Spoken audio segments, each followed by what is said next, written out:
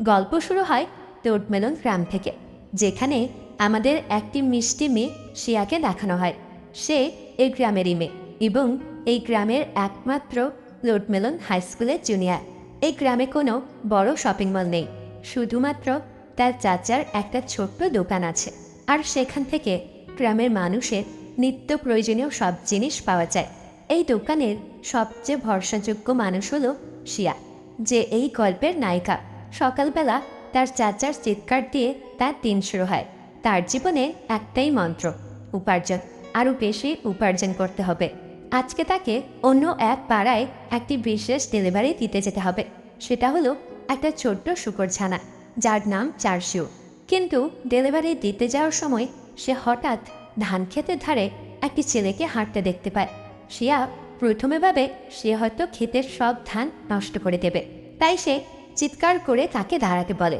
কিন্তু ছেলেটা কোনো ভ্রুক্ষেপ ছাড়াই এমন হাঁটতে থাকে যেন সে কানে কোনো কিছুই শুনতে পাচ্ছে না। তাই শিয়া রেগে মেগে তার দিকে গেলে সে হঠাৎ করেই মাটিতে ধপাস করে আছাড় খেয়ে পড়ে যায়। তখনই আমাদের এই গল্পের নায়ক জিলুকে দেখানো হয়। সে তাকে সাহায্য করে তো দূরে থাক, উল্টে তার দিকে বড় বড় চোখ করে তাকিয়ে থাকে। আসলে জিলু এই গ্রামে তার বাবার বন্ধুর বাড়িতে ঘুরতে এসেছে। তার গাড়ির সামনে একটা গরু চলে আসার জন্য সে এখানে নেমে চারপাশটা দেখছিল। তখনই শিয়া তাকে জিজ্ঞেস করে সে এখানে কি করছে, কিন্তু সে তাকে কোনো উত্তর না দিয়েই সেখান থেকে চলে যায়। প্রতিদিনের মতো আজও শিয়া দেরি করে স্কুলে আসে, আর গেট বন্ধ হয়ে যাওয়ার জন্য তার 3 বন্ধু জিনা, লিও আর লিনু তার জন্য অপেক্ষা করছিল।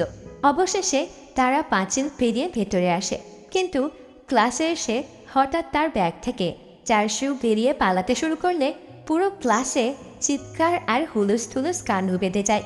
এটা দেখে টিচার ইউ খুব রেগে গেলে সে তার সামনে বসে পড়ে ক্ষমা চাইতে থাকে। প্রতিবারের মতো এবারেও সে টিচার ইউকে ঘুষ দিতে চাইলে টিচার ইউ রাগ আরও বেড়ে যায়। এরই মাঝে তাদের ক্লাসে একটা নতুন ছেলে আসে। সে আর অন্য কেউ না, জিলু। টিচার ইউ তাকে শিয়ার পাশে গিয়ে বসতে বলে সে সকালের ঘটনাটা নিয়ে তাকে ভয় দেখানোর চেষ্টা করে, আর জিলুও চুপ করে থাকে। ধীরে ধীরে শিয়ার রাগ তার ওপর আরও বাড়তে থাকে। জিলু তাকে বলে যা কিছু হয়েছে তাতে তার কোনো দোষ নেই। সকালে সে নিজেই তার দিকে আসতে গিয়ে পড়ে গেছে। কথাটা শুনে শিয়া তাকে কিছু বলতে যাবে, তার আগেই জিলু সেখান থেকে পালিয়ে যায়।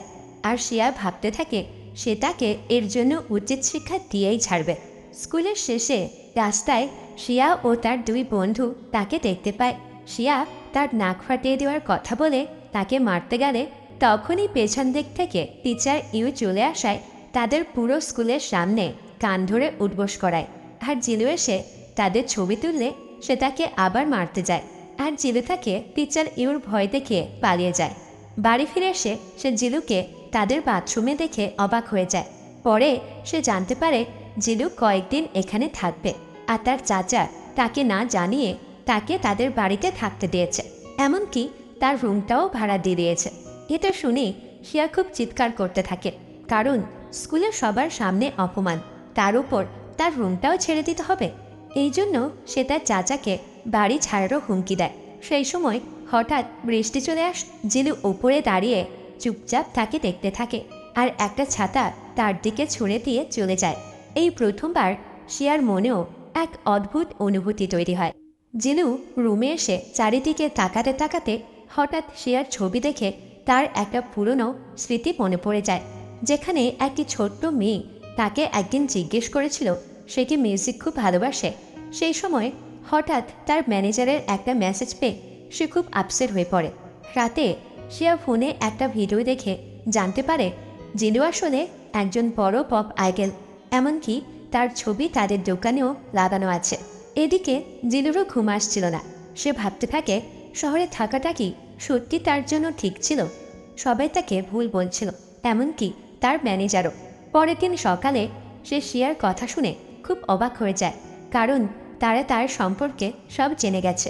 কিন্তু তারা তাকে প্রশ্ন করতে শুরু করলে সে তাদেরকে এড়িয়ে চলে যায়। স্কুলে যাওয়ার সময় গ্রাম প্রধান মাইকে বলতে থাকে তাদের গ্রামে নাকি এক বড় পপ আইডল এসেছে। এটা শুনে জিনুরও আর বুঝতে বাকি থাকে না যে এই কাজটা শিয়া করেছে, তাই সে সাইকেল নিয়ে ওখান থেকে চলে যায়। আর বেচারা শিয়া দৌড়তে দৌড়তে স্কুলে আসে।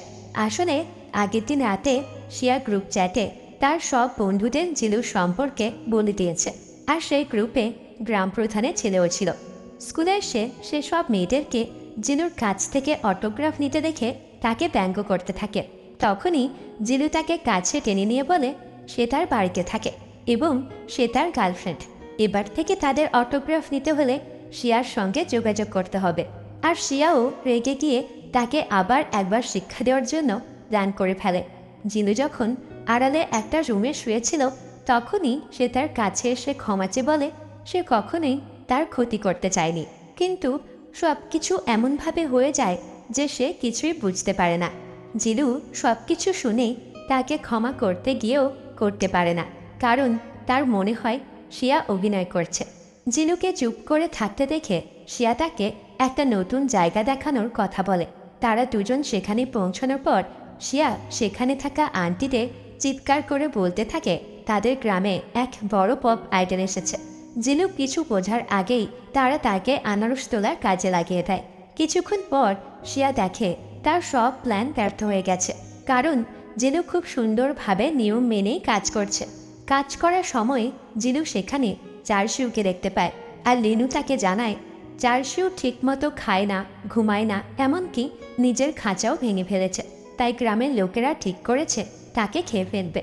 এমন একটা কথা জানার পর সে খুব কষ্ট পায়। আসলে জিলু খুব নরম মনের মানুষ, চোখের সামনে কোনো অন্যায় সে সহ্য করতে পারে না। তাই সে ঠিক করে সে তাকে কোনো এক নির্জন জঙ্গলে ছেড়ে দিয়ে আসবে, যাতে সে বেঁচে থাকতে পারে। এরপর বাড়ি ফিরে আসলে শিয়া তাকে চারশিউর কথা জিজ্ঞেস করলে